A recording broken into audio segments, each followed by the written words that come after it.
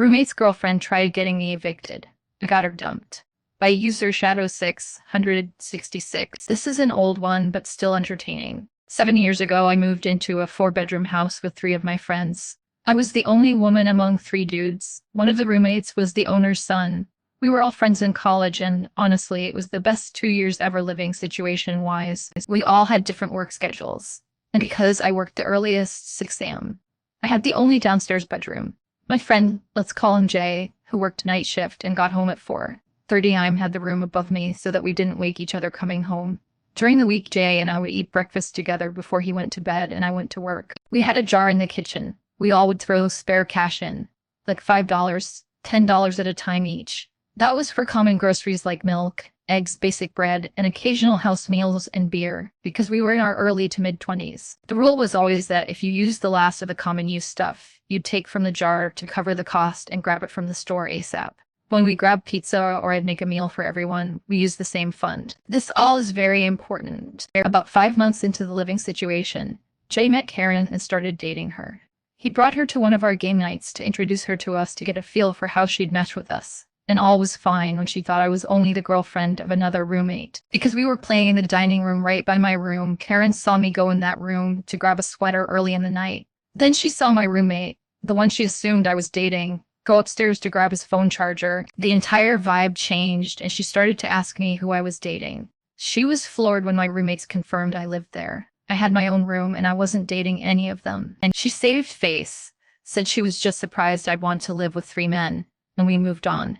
Cam, the owner's son, and I were the only ones that realized Karen saw this as a problem. After that, she started coming over right after I got off work and only leaving when Jay went to work. If I came out of my room to the living room, she'd ask why I was out there. If I was going to the kitchen, she would remark that I was being disrespectful to her and Jay and interrupting their time together. If I was talking to Jay when she got there, she'd practically grind on him and shove her tongue down his throat. She even complained that I was ruining the mood for doing my laundry. Jay had made it clear that he knew she was being a problem and had started pushing for them to just chill in his room. Unfortunately, she used the opportunity to make some of the worst porn imitation noises any of us other roommates had ever heard. We laughed it off and just left those 2 alone. After a couple of weeks, she'd gotten drunk before Jay went to work, and we insisted she stay in his room and sleep it off. I literally brought her food and Tylenol because girl was going to feel like hell in the morning. The next morning, Jay came home and started making breakfast for me and him when Karen came down and just started screaming. She woke the other 2 roommates up. She accused Jay of cheating,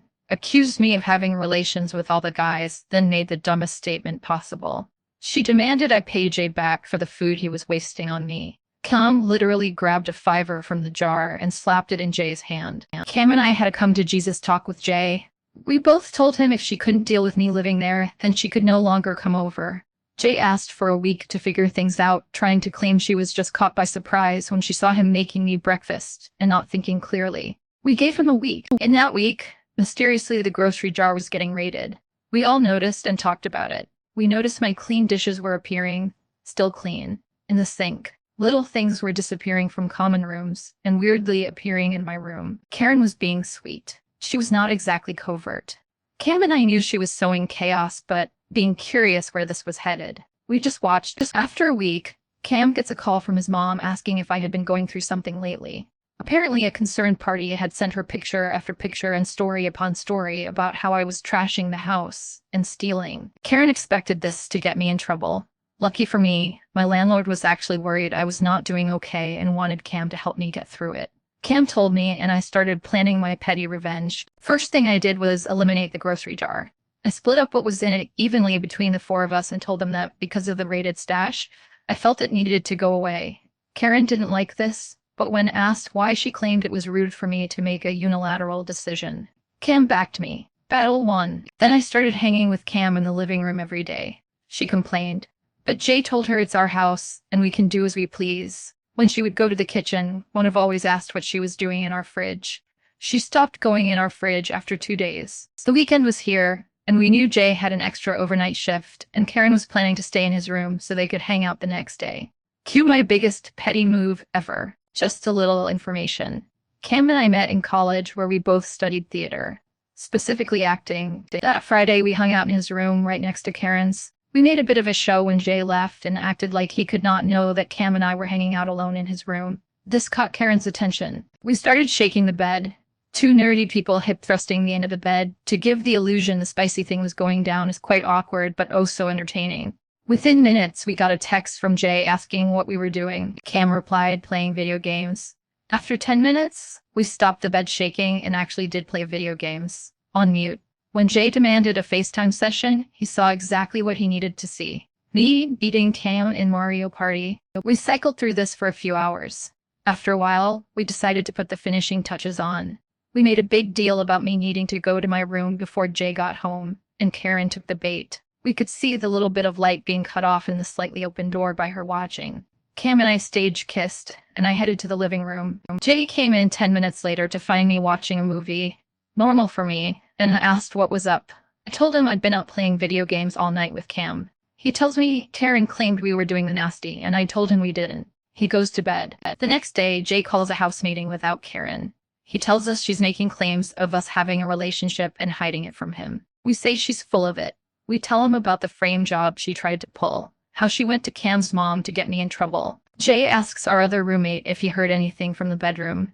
Brodo doesn't even flinch and says, I heard me calling Cam her bitch and the usual Mario Party shit talk. They were banging? Jay asked about the grocery jar. We all told him we suspected Karen. The next day, he broke up with her for trying to turn him against us. He called her a liar and a thief. A few months later, he dated another girl. She was awesome, and they're married now. I was a bridesmaid. But the absolute best part, Karen being one of the wait staff and seeing Cam with his wife and me with my fiancé, telling them the story of how we once dry humped a mattress fully clothed to get back at a thief. Yes, Jay knows the whole story, and he didn't mind at all. To address the reason, Jay wanted to know if we were actually getting funky. He's the kind of dude that hates useless secrets. If Cam and I were hooking up, he'd be fine with it. If we were hooking up and actively hiding it from him like we couldn't trust him, he'd have an issue. That was why we played hard into the Jay can't know part. Though Cam says Jay secretly wanted us, Cam and I, to get together, but nah. I think my race ruined your family? Enjoy the results of the genetic testing. By user Beacon Dorbisalent, short version. At my son's birth, my ex-partner's mom told me that I'd ruined their family by having a kid with her son and tainting their family line. We're both white, but they're from a neighboring country that they pride themselves on. They showed themselves to be really vile racists in general. I'm glad we aren't family anymore, and his dad walked out a few years ago, too. So the trash took itself out. Cut to yesterday. My son got the results of our genetic test kits. He got as a present. He's interested in the TikToks of people seeing where they come from. Me, 80. One of the background they're so precious about. No trace of the genetic profile they hate so much. My son, 53, with around 16 of a background that they hate. Guess it wasn't me that was doing any polluting. The very first thing my son did was send his grandmother the results. And obviously he has no idea of what she said at his birth. But man, that has to have hurt her a little. Want to play mailbox baseball? Fine, it will cost you one window. By user Stacked Barrels, my sister lives in a more rural area and has recently been plagued with having her mailbox smashed in twice in 1 month. Someone was playing mailbox baseball, and she was one of the victims. She asked for my help and was worried about staying within the law to protect herself. I told her that we could figure something out, so I went to Home Depot and purchased 2 identical steel mailboxes, the traditional kind with a rounded top. I took one mailbox and glued a layer of 1/16 FAM underlayment to the inside. I filled it with concrete, making sure to add the appropriate rebar with a curved handle sticking out of the end. Once everything was set, I cut off the outer mailbox shell and used a torch to burn off the foam underlayment. Still stuck to the concrete. What was left was a slightly undersized concrete plug that would perfectly fit in the second mailbox, and that could be inserted and removed. You see, my sister is afraid of snakes. By inserting the concrete plug into the mailbox at night, it would give her the peace of mind that a snake can't enter her mailbox. I installed the second mailbox, informed my sister how the anti-snake concrete plug worked, and explained that the best time to put it in the mailbox would be at night. Strangely enough, one morning there was a mark on her new mailbox and a bunch of small glass pieces along the road. Hypothetically speaking, it was the kind of glass produced by someone swinging a baseball bat, having it bounce back off of a mailbox, and smashing a car window. On a positive note, her mailbox has remained snake-free. My daughter is evil. Same daughter from yesterday's story. by user OKRoyal6055. I told a story on here yesterday about how my daughter told her first grade teacher that she was a terrible singer and corrected her spelling, and a lot of people liked it. So here's another one. It's kind of a prequel of sorts. My daughter put a tablet as a one on her Christmas list when she was 4. Had to have it. Wanted it more than a pony. Reminded me daily to the point I wanted to kill her. Anyway, it's around 10 on Christmas Eve, and it's a tradition in my family that each kid gets to open one present right before bedtime. Having obviously known this in advance, I knew she'd go straight for the tablet-shaped wrapping paper, so I had it charged and ready to go. I've never seen anyone look so happy as she did when she saw it. Gave me the biggest hug I've ever gotten. I would have probably been in tears if there wasn't a room full of family members around me. She was full, unballing tears of joy. She turns it on and immediately asks me to pull up our songs. I'm darn near in tears again. I'd been singing Puff the Magic Dragon and House at Pooh Corner to her every night at bedtime since birth. I'm feeling awesome at this point. 10 seconds into Peter, Paul, I'm near to sing of Puff. She pauses it and says, wow. Now I know what it sounds like when good singers sing it. Good night, everybody. Then she hits play again and runs upstairs to bed. I'm feeling like I just got kicked in the heart. My mom's doing her best not to laugh. My dad is literally turning purple, trying to hold it in. But the second my son gets going, the whole room is dying laughing. It took a minute, but eventually I was cracking up too. Long story short, December 23rd, 2013 at 10 p.m. was the last time I ever sang to my daughter. I know millions of parents sing to their kids, but I bet I'm one of the few that vividly remember the exact day and time they stopped. Thanks for reading. P.S. I'm her dad. You. Cheat on my best friend. You will pay with minor inconvenience. By user Chameleon Halo. My best friend got cheated on by her husband of almost a decade. I gave her my Netflix login for her smart TV after the Netflix ban. She told me she could still get in and watch sometimes, but in agreement to the divorce, cheater got the TV. I got a notification of a new location login. So I went in and just put child TV. Why only ratings can be accessible through that channel. I could change the password, but I would have to set my elderly mother up again. So this is the path of least resistance and pettiness.